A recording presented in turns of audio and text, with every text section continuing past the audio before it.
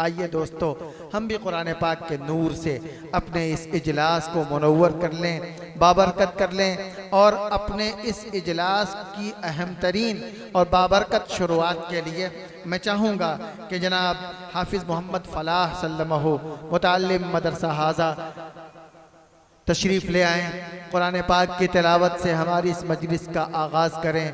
कुरान पाक की बरकतों से हम सबको पुरनूर और मालामाल फरमाएँ। जनाब हाफिज़ मोहम्मद फ़लाह सल्लमहु स्टेज पर हैं कुरान पाक की तिलावत के लिए।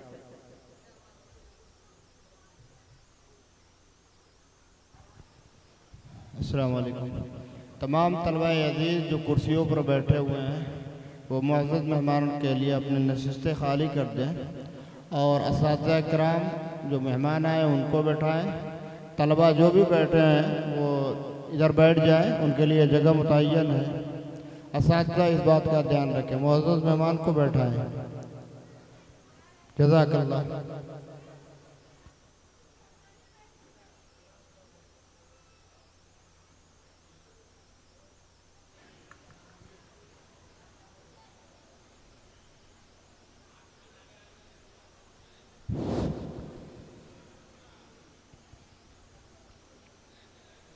أعوذ بالله من الشيطان الرجيم. بسم الله الرحمن الرحيم.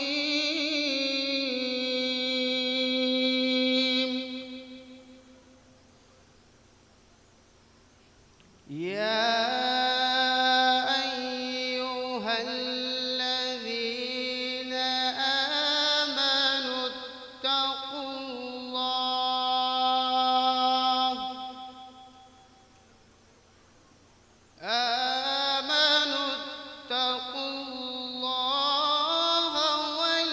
ولتنظر نفس ما قدمت لغد واتقوا الله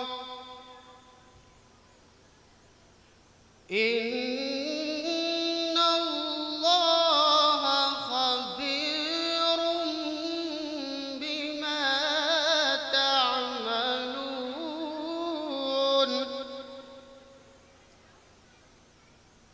ولا تكونوا كالذين نسوا الله فأنساهم أنفسهم.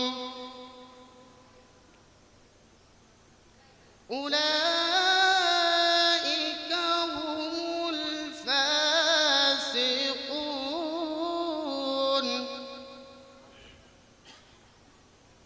لا يستوي أصحاب النار وأصحاب الجنة. أصحاب الجنة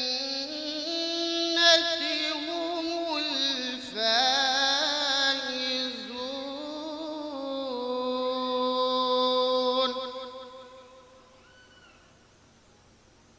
لو أنزلنا هذا القرآن على جبل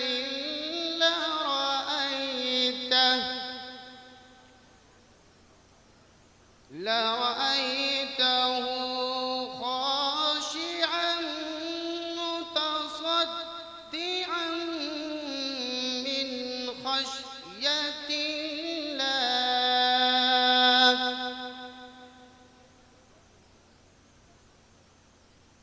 وتلك الأمثال نضربها للناس لعلهم يتفكرون. هو الله الذي لا إله إلا هو عالم الغيب والشهادة هو الرحمن الرحيم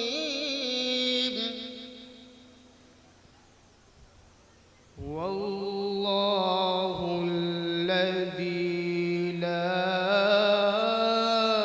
إله إلا هو الملك القدوس السلام المؤمن المهيمن العزيز الجبار المتكبر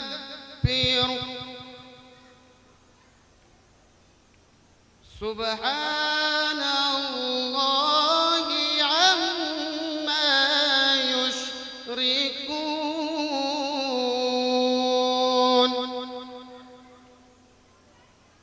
هو الله الخالق البارئ المصور له الأسماء الحسنى يسبح له ما في السماوات والأرض وهو العزيز الحكيم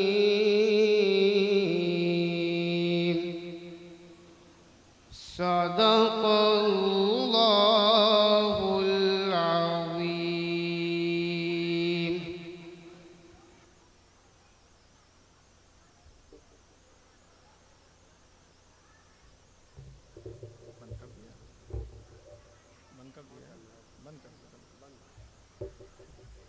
ये कुरान की तिलावत हो रही थी, दिलों से दूर जुल्मत हो रही थी, मुनव्वर हो रहा था गोशा गोशा, यहाँ बारान रहमत हो रही थी।